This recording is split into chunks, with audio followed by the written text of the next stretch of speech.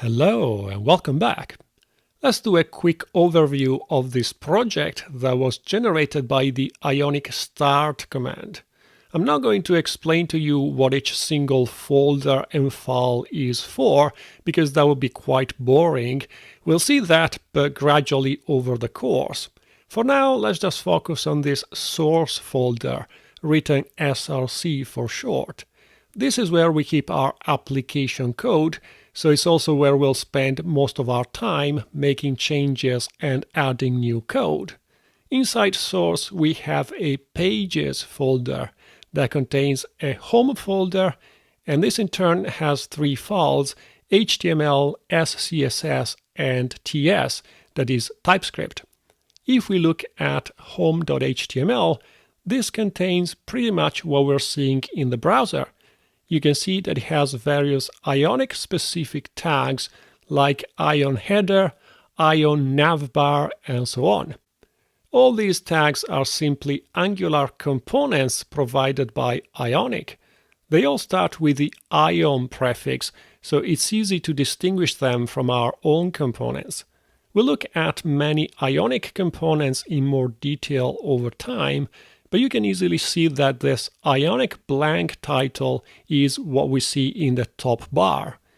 And what's inside Ion content is also the same text we see in the browser, of course. Let's try changing something.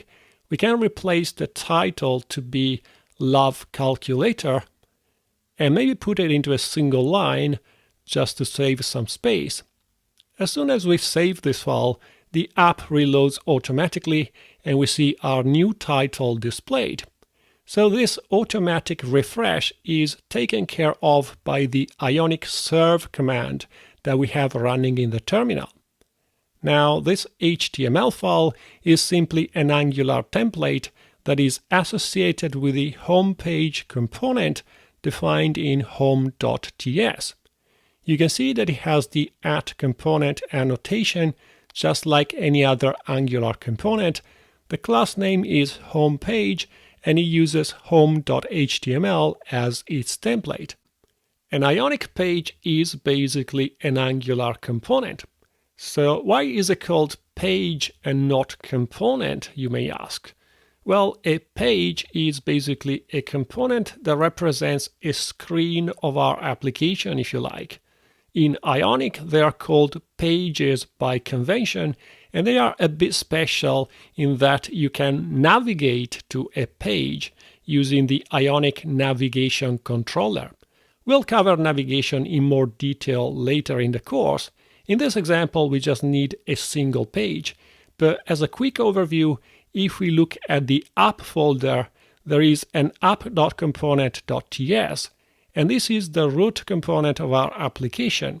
It's an Angular component called My App, but the interesting thing is that its template uses this Ion nav component, setting its root property to root page that is set to home page down here. If you're familiar with the Angular router, you can think of Ion nav as similar to router outlet. It's where our home page will be inserted. Again, we'll talk about this more later, but in an Ionic app, we don't use the Angular router because Ionic provides its own navigation mechanism that is designed specifically for mobile applications. So this is our root component, and like any other Angular application, we also have an app module. This is an ng module similar to what you have in a typical Angular web application. However, for Ionic, we use the Ionic module instead of browser module, and we pass My App, that is our root component, to Ionic module for root.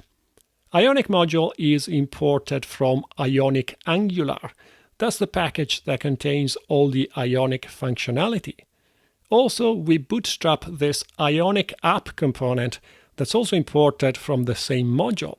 We don't need to worry too much about the details here because the Ionic CLI generates all this boilerplate for us, but I just want you to understand that an Ionic app is basically an Angular application with only a few differences.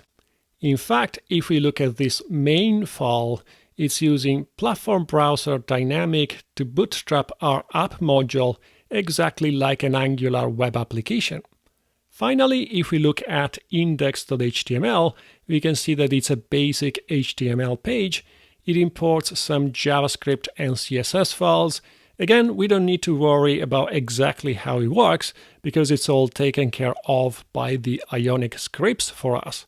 But the important point is that we have this Ion app tag here. Ion app is the selector matching the Ionic app component that we bootstrap in our app module. So an Ionic project always has Ion app in its index.html where the application will be rendered. Right, at this point we should know just enough about this project to be able to start adding our own functionality, and that's what we'll do in the next video. I'll see you later.